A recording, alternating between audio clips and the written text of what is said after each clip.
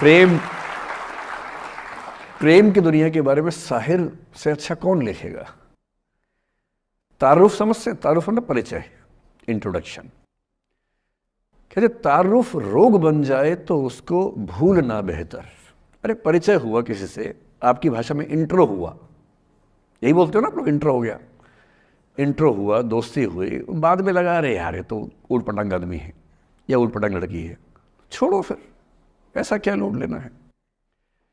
तारुफ रोग बन जाए तो उसको भूलना बेहतर, ताल्लुक बोझ बन जाए तो उसको तोड़ना अच्छा, वो अफसाना जिसे अंजाम तक लाना न हो मुमकिन, उसे एक खूबसूरत मोड़ देकर छोड़ना अच्छा। बस करना यह है कि खूबसूरत मोड़ देकर छोड़ना है, हाथ में तेजाब की बोतल लेके नहीं। और आज की पीढ़ी का ये समझना बहुत ज़रूरी है कि छोड़ना भी अच्छे तरीके से हो सकता है। तो मैं उस बात पर आऊँ उससे पहले थोड़ा संक्षेप में समझा दूँ। मुझसे कुछ बच्चों ने पूछा इस बीच में कि जितना आसानी से आप बोल रहे हैं, क्या सच में इतना आसान होता है? कैसे छोड़ें उन चीज़ों को जो मन पर हावी हैं, उन इमोशंस के टर्मोइल को, उन इमोशंस की इंटेंसिटी को कैसे मैनेज करें? क्या सच में इतना आसान होता है? आसान तो नहीं होता है। मेरी उम्र में आसान है, आपकी उम्र में आसान नहीं होता है। मेरी उम्र में क्यों आसान है? क्योंकि ये सारा खेल हार्मोन्स का है, ये सारा खेल केमिस्ट्री का है।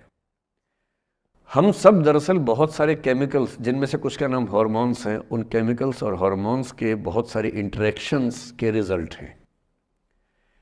इसलिए जब कोई बच्चा जैसे छोटे बच्चे हमेशा उछलते रहते हैं, पेरेंट्स थके रहते हैं, ये इन सभी केमिस्ट्री का परिणाम है, शौक का मामला नहीं है। आपकी उम्र जो होती है किशोरावस्था और युवावस्था की शुरुआती उम्र, मैं मान के चल रहा हूँ कि आप सब लोग 17 से 22-23 के बीच के लोग हैं, बच्चे हैं। कुछ तो अभी शादी भी नहीं कर सकते होंगे, वो वाले होंगे ना। लड़के तो नहीं कर सकते होंगे भी, 21 के कहाँ हुए होंगे, तो वो वाली उम्र आप लोगों की है। इस उम्र में इमोशंस का टर्मोइल, इस उम्र में इमोशंस का बिखराव इतना ज़्यादा होता है कि संभालना बड़ा मुश्किल होता है। जैसे जैसे आप मैच्योर होंगे, बड़े होंगे, बूढ़े होंगे, बूढ़े और मैच्योर काफ़ी हद तक समानार्थक शब्द होते हैं। बूढ़ा आदमी आमतौर पर मैच्योर हो ही जाता है, और जो मैच्योर हो जाता है उसको लोग बुढ़ा ही बोलते हैं, चाहे वो दोस्त हो आपका। तो मैच्योर होने के बाद मैच्योरिटी के कई लक्षण हैं, 10-20 लक्षण। उनमें से एक ये है कि आपके इमोशंस में इंटेंसिटी उतनी नहीं रह जाती जितनी बचपन में होती है। मसलन कोई आपका दोस्त आपसे कुछ खराब कह दे, आप 3-4 घंटे बेचैन रहेंगे, बार बार मैसेज टाइप करेंगे, फिर डिलीट करेंगे, फिर टाइप डिलीट, वो भी टाइप डिलीट चल रहा है। एक दिन हो गया बात हुए, ना वो पढ़ पा रहे हैं ना आप पढ़ पा रहे हैं, बेचैनी चरम पे है। अब इतना ही मामला है, नाक का सवाल है कि पहले कौन झुकेगा। सारे संबंधों में स्तर इसी बात से तय होता है कि पहले कौन झुकेगा, और जो एक आध बार झुक गया वो जिंदगी भर झुकता है उसके बाद। इससे लोग शुरू में बहुत केयरफुल होते हैं कि झुकना नहीं है। 3-4 ज्ञानी पीछे बैठे ही होते हैं कि नहीं, झुकना नहीं है, वो झुकेगा, वो झुकेगी, तू क्यों झुकेगा। इन ज्ञानियों से बचना बहुत ज़रूरी है, ज़िंदगी जहर बना देंगे आपकी। अब दोनों ईगो फाइट कर रहे हैं कि पंजा किसका गिरेगा, इस पर फाइट चल रही है। 2 दिन हो गए, 3 दिन हो गए, उसके बाद एक आध आदमी पिघल जाता है, उसको लगता है भाड़ में जाए यार, बात ही नहीं हो पा रही, तुम ईगो कर रहे हो। फिर वो फ़ोन मिलाता है, ये भी फ़ोन की इंतज़ार में 3 दिन से सो भी नहीं रहा बेचारा। हीरो बेशक बन ले पर बेचैन तो भाई। खटाक से फ़ोन उठता है, अब दोनों कान में फ़ोन लगा के रखिए, कोई नहीं बोल रहा, चुप। क्या बातचीत चल रही है सोचिए, एक भी शब्द नहीं, एकदम चुप। थोड़ी देर के बाद कंफर्म करने के लिए कि है भी या नहीं, एक बोलता है हेलो, वहाँ से आवाज़ आती है कोई एक मैं थोड़ा ऐसी जोकर टाइप की बात करता हूँ, मुझे मोटिवेशनल स्पीकर ना समझे आप लोग, मैं ऐसी हंसी मजाक ही करना आता है मुझे, वही मैं करता हूँ। लेकिन इससे आप ये ना सोचिए कि मुझे पढ़ाना नहीं आता, मैं पढ़ा भी लेता हूँ इसके लिए मुझे वो भी आता है, लेकिन अभी क्योंकि आप बच्चे छोटे हैं तो मैं आपके साथ वैसी बात ही कर रहा हूँ। अब ये सब चल रहा है, अब इसमें अगर कोई एक व्यक्ति झुक गया, बात आगे हो गई तो हो गई, वरना कई रिश्ते ऐसे भी होते हैं जो इसी बिंदु पे खत्म हो जाते हैं कि तेरा भाई नहीं झुकेगा, भाभी झुकेगी, और उधर जीजू झुकेंगे, दीदी नहीं झुकेगी, जीजू झुकेंगे, दीदी क्यों झुकेगी, और ना जीजू झुक रहे ना भाभी झुक रही और उस चक्कर में जो अभी बेचारा रिश्ता बना भी नहीं था, वही वो ज़मींदोज़ हो गया, वही वो खत्म हो गया। पर ठीक है, हो गया तो हो गया, भाड़ में जाए, ऐसा क्या है, डर किस बात का है इसमें। लेकिन मैं फिर भी आपसे कहूँगा, मेरी उम्र में क्या होता है, जैसे मुझे कोई फ़ोन करे कि मैं आपसे बहुत नाराज़ हूँ, तो मैं कहता हूँ अच्छा ठीक है, कल बात करेंगे। नहीं, मैं आपसे बहुत नाराज़ हूँ, मेरा दिल टूट गया है। मैं कहता हूँ देखो मुझे नींद आ रही है अभी, let me sleep, we will talk tomorrow, you just do one thing, write down all the points and we will discuss in the morning, when I come to office you come to my cabin and we will discuss, don't worry, I will find out the solution for you. कह रहे हैं आप कैसी बात कर रहे हैं, मैं ना सो पा रहा हूँ ना मैं जाग पा रहा हूँ। तो मैंने कहा दैट इज योर प्रॉब्लम, मैं तो सो भी रहा हूँ जाके, ये तो कोई दिक्कत नहीं हुई भाई। तो मैं तो ऐसा हो चुका हूँ कि दुनिया में कुछ भी हो जाए मुझे टाइम पे नींद आ जाती है, कुछ भी हो जाए, मतलब एक आध, अब जैसे मेरी माता जी की मृत्यु हुई तो मुझे नींद नहीं आई कुछ दिनों तक, ठीक बात है, नहीं आनी चाहिए उस समय, तब भी आ गई तो फिर इंसान और पत्थर में क्या अंतर बचा, सीधी सी बात है। But keeping aside those rare instances, कोई कुछ भी कर ले हमें तो बढ़िया नींद आती है।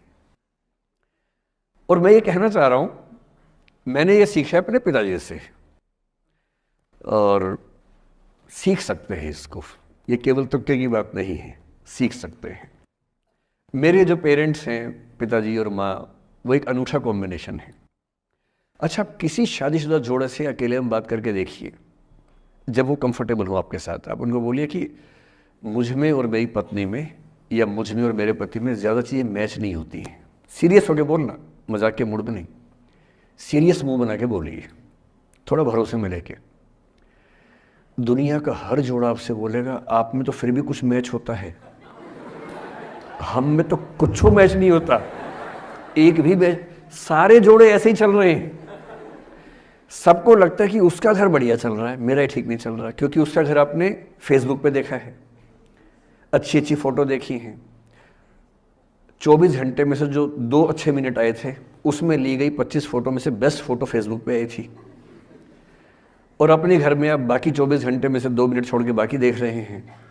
तो दूसरे का घर हमेशा अच्छा लगता है कि यार लाइफ हो तो उनके जैसी हो। तो हमारे माता पिता भी स्वभाव उनका भी थोड़ा अलग रहा, सबका है, हमारा भी है। तो मेरे पिताजी हैं मस्त मौला आदमी, जैसे कबीरदास एकदम फक्कड़ मस्त मौला आदमी, भाड़ में जाए दुनिया उस मूड में रहते हैं, नुकसान हो जाए भाड़ में जाए। गीता का सार उन्होंने अपने मन में बिठा लिया है। उनका बड़े से बड़ा नुकसान हो जाता है तो क्या बोलते हैं, हमारा क्या था जो लाए थे, जो लिया यहीं से लिया, जो दिया यहीं दिया, साथ लेके क्या जाना है, बात खत्म, कोई टेंशन ही नहीं उनको। और बाकी सब लोग टेंशन में कि अब क्या करें, ये हो गया वो हो गया, कैसे मैनेज करें। मेरी माँ को तनाव हो जाता था, और जब पिताजी ऐसे हो तो माँ को तनाव होगा, सीधी सी बात है। अगर माँ वैसी होती पिताजी तनाव में रहते हैं, तो सामान्य बात है। जब घर में एक व्यक्ति मस्त मौला हो तो बाकी लोग तनाव तो फिर बांटेंगे ना आपस में। वो बड़ा तनाव में रहती थी, उनको घर की चिंता, बच्चों की चिंता बहुत सताती थी। पिताजी भी चिंतित थे बच्चों को लेकर, जैसे कोई पिता होता है, पर उनकी नेचर थी कि ठीक है देख लेंगे जो होगा, अरे देख लेंगे, अरे भाड़ में जाओ, उस मूड में रहते हैं, आज भी रहते हैं। मेरी माँ 73 की उम्र से कुछ महीने पहले चल बसी, उनका जीवन समाप्त हुआ। मतलब मुझे नहीं पता कि जीवन क्यों समाप्त होता है, क्योंकि बड़े बूढ़े कहते हैं कि हर व्यक्ति की सांस का इतिहास है, सांसें लिखी हुई हैं ईश्वर ने, उतनी सांसें मिलेगी।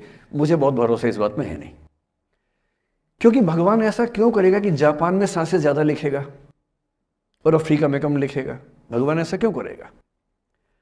और अगर सांसें पहले से लिखी हुई है तो हमारी जीवन प्रत्याशा क्यों बढ़ती जा रही है।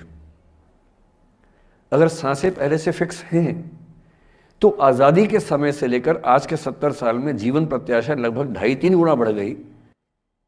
और हम ये भी कहते हैं कि लोग खराब हैं। अगर लोग बुरे हैं तो जीवन छोटा होना चाहिए कर्मों के हिसाब से। लोग खराब हैं और जीवन बड़ा होता जा रहा है। तो मुझे उन मान्यताओं में बहुत भरोसा है नहीं कि सांसें लिखी हुई हैं। अगर सांसें लिखी होती तो मनुष्य की औसत आयु 25 साल से ऊपर नहीं होनी चाहिए थी, 25-30 मैक्सिमम। और हम 70-80 साल धूमधाम से जी रहे हैं, जिसका मतलब है कि ये भगवान से ज़्यादा इंसान ने लिखा है, मेडिकल साइंस ने लिखा है, वैज्ञानिकों ने लिखा है। और मैं ऐसा व्यक्ति हूँ, मैं बहुत धार्मिक व्यक्ति हूँ नहीं, और मैं इसको छिपाता भी नहीं हूँ। मैं बहुत छिप छिप के बहुत जी लिया। अब मैंने ठान लिया कि मैं जैसा हूँ वैसा रहूँगा। ना मुझे किसी पार्टी से मतलब है, ना किसी विचारधारा से मतलब है। मैं विचार वाला आदमी हूँ, धारा वाला नहीं हूँ। जिसको धारा में बहना है बहे, हम तो अकेले चलेंगे, विचार के साथ चलेंगे। जो ठीक लगता है वो बोलेंगे और वैसे ही रहेंगे। हाँ, गलत बोलने से बचता हूँ, किसी के बारे में गलत बोलना मुझे अच्छा नहीं लगता है, लेकिन जो सही लगता है वो तो बोलूँगा ना भाई।